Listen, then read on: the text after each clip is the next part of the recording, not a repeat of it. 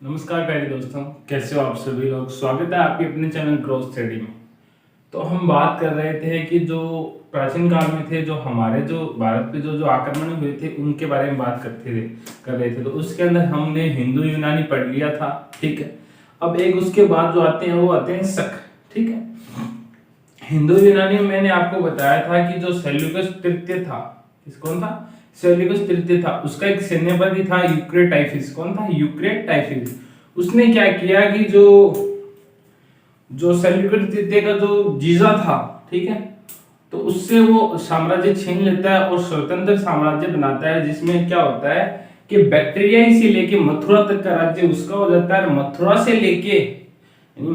से लेके बैक्टीरिया से लेके झेलम तक का राज्य उसका हो जाता है और उसकी राजधानी हो जाती है तक्षशिला। और उसके अलावा झेलम से लेके और आधुनिक मथुरा तक होता है मेलंड्र का, ठीक है। तो बात हम आगे करते हैं, ठीक है।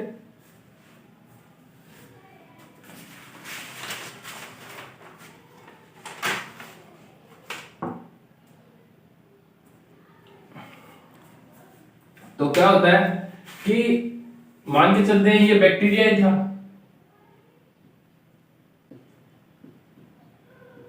बैक्टीरिया से लेके मतलब यहां से लेके और यहां झेलम तक किसका हो जाता है?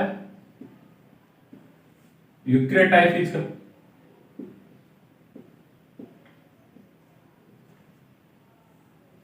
ठीक है। और झेलम से लेके आधुनिक मथुरा तक का राज्य होता था किसका? डेमेट्रियस का। डेमेट्रियस मानने के बाद इसका दूसरा राज्य बनता है मेलेंडर, और इसके बाद बनता है स्ट्रेबो। ये मैंने आपको बताया था। अब स्ट्रेबो के आते आते क्या होता है कि इनकी केंद्रीय सतह कमजोर होने लगती है। वहां पे क्या होता है, यूक्रेटाइफिस भी कमजोर होने लगता है। तो क्या होता है कि इसके ऊपर एक उत्तरी एशिया, ये क्या होगा? मध्य एशिया, एक सेकेंड।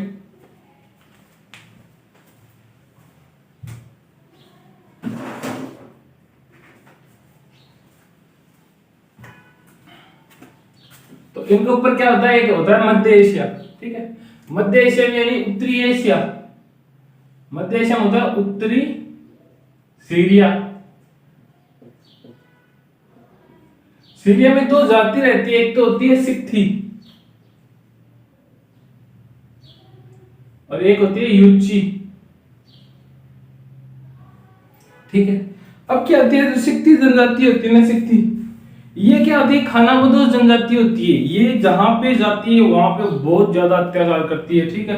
धन संपदा को लूट लेता था, ठीक है, बहुत ज्यादा अत्याचार करती थी। तो इन सब को देखते हुए इसके जो पास में थी यूची जनजाति, वो क्या करती है? इस पे आक्रमण कर देती है, ठीक है।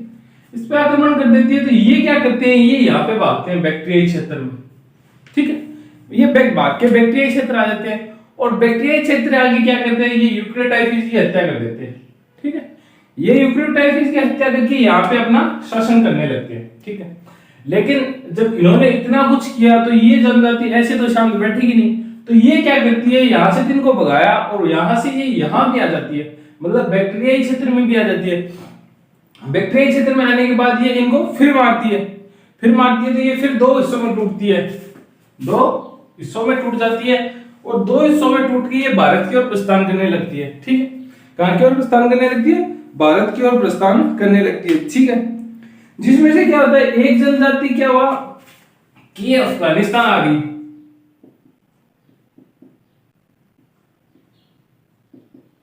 अफगानिस्तान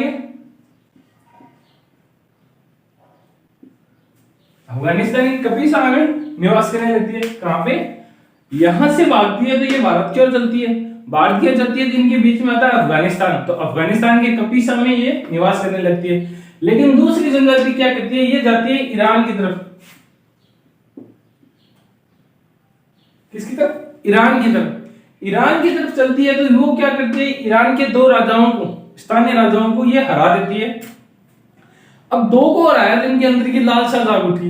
ये देखती है कि हम संपूर्ण ईरान पे राज कर लेंगे और ये ईरान में आगे की तरफ चलती है तो आगे क्या होता है कि एक राजा मिलता है इनको और वो उनको बहुत अच्छे से मारता है, मतलब बहुत बुरी तरीके से इनके साथ काटपीट करता है।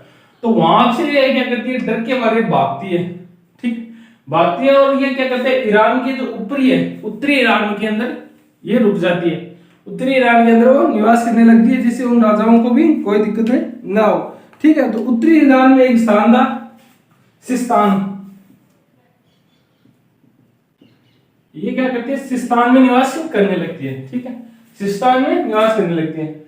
अब क्या होता है कि ये अफगानिस्तान के कपीशा में है और ये ईरान के सिस्तान में। तो यहां से ये क्या करती है, पांच शाखाओं में टूटती है। पहले क्या हुआ, 2 में टूटी, फिर ये क्या होती है, 5 में टूट जाती है। 5 में टूट के ये निकलती है भारत की तरफ, ठीक है, किसकी तरफ, भारत की तरफ। तो भारत की तरफ निकलती है, तो इनमें से एक जनजाति क्या करती है, वो तो चली जाती है चाइना की तरफ, किस तरफ, चाइना की तरफ। और बाकी 4 जनजाति है वो पहुंचती है भारत में, कितनी है, इनमें से एक तो चली जाती है चीन में और 4 चलती है भारत की तरफ, ठीक है, भारत की तरफ, ठीक है। अब इनमें भी क्या था कि 2 शाखाएं है ना, वो तो कांधार से होते हुए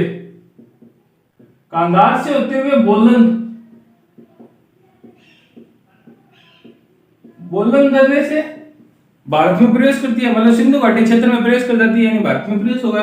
और एक जनजाति क्या, सॉरी 2 जनजाति क्या होती है बाकी की, खैबर दर्रे से भारत में प्रवेश करती है। तो ये क्या करती है, भारत में प्रवेश करती है और जो हमारे तक्षशिला वगैरह एरिया था उसको घेर लेती है। और वहां पे किसका था, मिलिंडर के पुत्र स्ट्रेबो का शासन था। तो स्ट्रेबो तो नाबालिग था, तो उसकी माता इसका संचालन कर रही थी, यहां से इसको ये भगा देती है और ये क्या करती है, इस जो हिंदू यूनानी एरिया था उस पर कब्जा कर लेती, क्या करती है, हिंदू यूनानी एरिया पे कब्जा कर लेती है, हिंदू यूनानी क्षेत्र पर कब्जा कर लेती है। अब मैंने बताया कि इसकी 4 शाखाएं हैं थी, वो चारों अलग अलग शासन करती है। एक तो करती है तक्षशिला पर, ठीक है, दूसरी करती है मथुरा पर, ठीक है, तीसरी करती है नासिक पर, और चौथी होती है उज्जैन पर। क्या बोला, एक तक्षशिला पर होती है, एक नासिक होती है, एक महाराष्ट्र मथुरा होती है, एक उज्जैन होती है, ठीक है। अब ये क्या करती है कि यहां पे आके निवेश करने लगती है। इन सब की जानकारी हमें क्या कहां से मिलती है, चीनी साहित्य से मिलती है। चीनी साहित्य मतलब जो चीन का साहित्य जब उसको पढ़ा गया, एनालाइज किया गया, तब पता चला कि जो शक यहाँ थे वही वहां थे, ठीक है। तो ये तो सब जानकारी इनकी किससे मिल जाती है, हमें चीनी साहित्य से मिल जाती है। लेकिन जैन साहित्य में हमें एक बात मिलती है, वो उसके बारे में आपको बताता हूं। इसको मिटा देता हूं इस तरफ।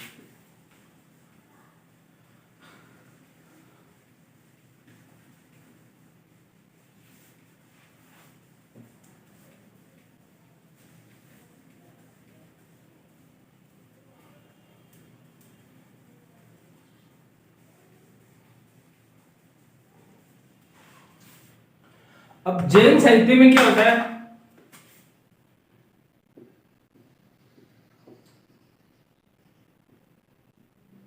जैन साहित्य में एक जैन आचार्य होते हैं।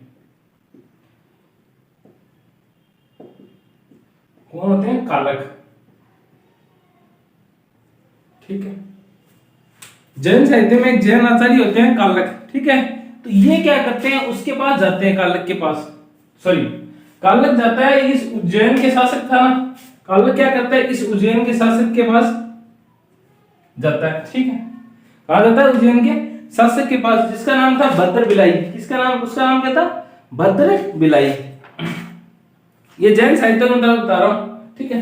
तो ये भद्र बिलाई के पास जाता है। तो भद्र बिलाई क्या करता है, जैन साहित्य उज्जैन के शासक था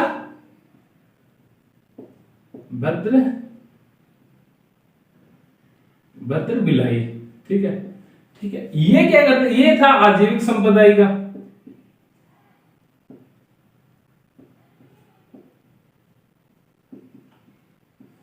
ये था आजीविक संप्रदाय से रिलेटेड। तो ये क्या करता है, जो जैन आचार्य आते हैं काला, उनका कर देता है ये अपमान। क्या कर देता है, अपमान कर देता है। ये क्या करता है, अपमान करने के बाद अपने अपमान का बदला लेने के लिए क्या करता है कि जो ये शक थे इनको भारत आने का निमंत्रण देता है। ठीक है, भारत आने का निमंत्रण देता है, जो शक भारत आते हैं और इस गर्द बिलाई की हत्या कर देते हैं। ठीक है, गर्द बिलाई की हत्या करके उज्जैनी पे अपना कब्जा कर लेते हैं। कहां पे कर लेते हैं, उज्जैनी पे अपना कब्जा कर लेते हैं। लेकिन उसके कुछ दिन बाद में क्या होता है कि इसका जो भद्र बिलाई का पुत्र था वो भी जवान होने लगा था। तो 57 बीसी के अंदर, कब 57 बीसी में इसने क्या किया, जो इसका पुत्र था विक्रमादित्य, उसने क्या किया, इस भरत बिलाई की इन शकों को यहां से हरा के और भगा दिया। क्या किया, शकों को पराजित कर दिया। शकों को पराजित कर इसने उपाधि ली विक्रमादित्य की। ठीक है, विक्रमादित्य की उपाधि ली। इसी के साथ इसने चलाया विक्रम संवत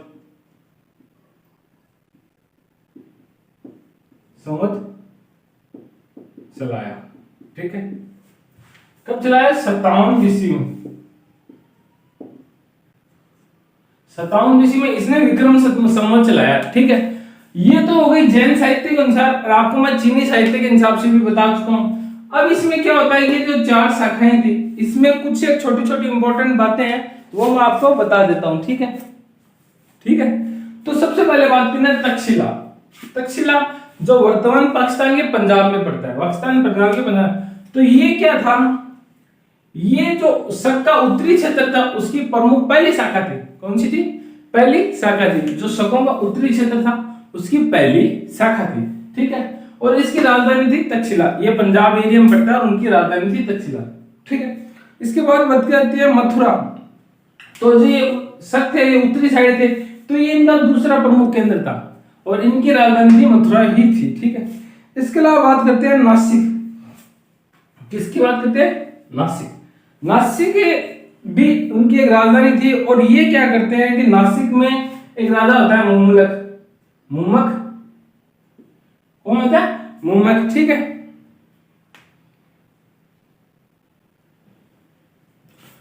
कौन होता है, राजा होता है मुमक। और मुमक का एक पुत्र होता है नहपाक। कौन होता है, नहपाक। ये क्या करता है, एक सातवाहन वंश का राजा था।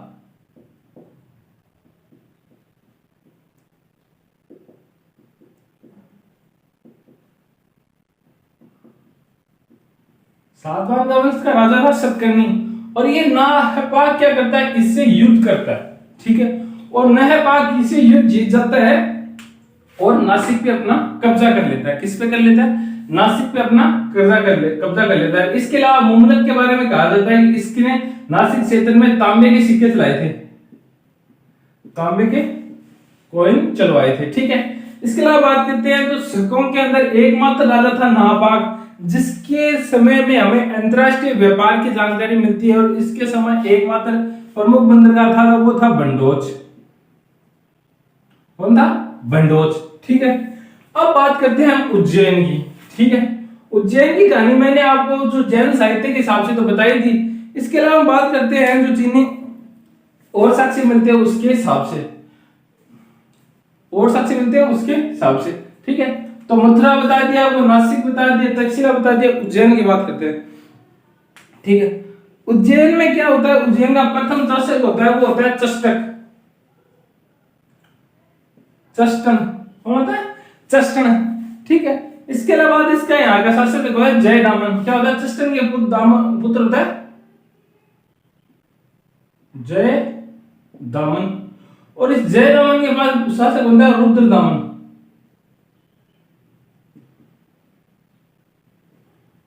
ठीक है, कौन होता है, रुद्रदामन बहुत ही अच्छा शासक था। ये हमारे भारत के लिए बहुत अच्छा शासक था। इसने क्या किया कि जो चंद्रगुप्त मौर्य, उसने जिस सुदर्शन झील का निर्माण कराया था और जिस सुदर्शन झील को अशोक ने कंप्लीट करवाया था, ये उसका करवाता है पुनरुद्धार, मतलब उसकी मरम्मत फिर से करवाता है। ठीक है, इसके अलावा इसने क्या किया कि जो रुद्रदामन का जूनागढ़ अभिलेख मिलता है हमें, वो भी इसी का है। और उसने एकमात्र जो स्टार्टिंग में सबसे पहला संस्कृत में लिखा हुआ अभिलेख था तो वो भी इसी ने लिखवाया था। रुद्रदामन का जूनागढ़ अभिलेख है वो संस्कृत में लिखा है तो वो भी इसी ने लिखवाया था। ठीक है, तो ये क्या करता है, ये हमारी जो संस्कृत भाषा को इसने बहुत सहयोग किया, मतलब संस्कृत भाषा को बहुत बढ़ाया और ये खुद भी बहुत अच्छा ज्ञातज्ञ था संस्कृत भाषा का। ठीक है, इसके अलावा बात करते हैं तो अब इसके बाद क्या होता है, रुद्रदामन के बाद एक शासक बनता है इनका रुद्र देव तृतीय। ये क्या करता है कि गुप्त शासक का राजा होता है चंद्रगुप्त सेकंड। कौन होता है, चंद्रगुप्त सेकंड। कौन होता है, चंद्रगुप्त।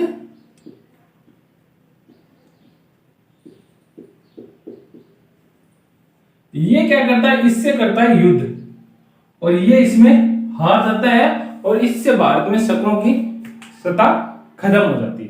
ठीक है, ये युद्ध हारने के बाद क्या कहता है, भारत पे शकों का साम्राज्य समाप्त हो जाता है। और ठीक है, तो इसमें बात करते हैं जो शक थे उनकी प्रशासनिक की सबसे बड़ी इकाई थी छत्रक।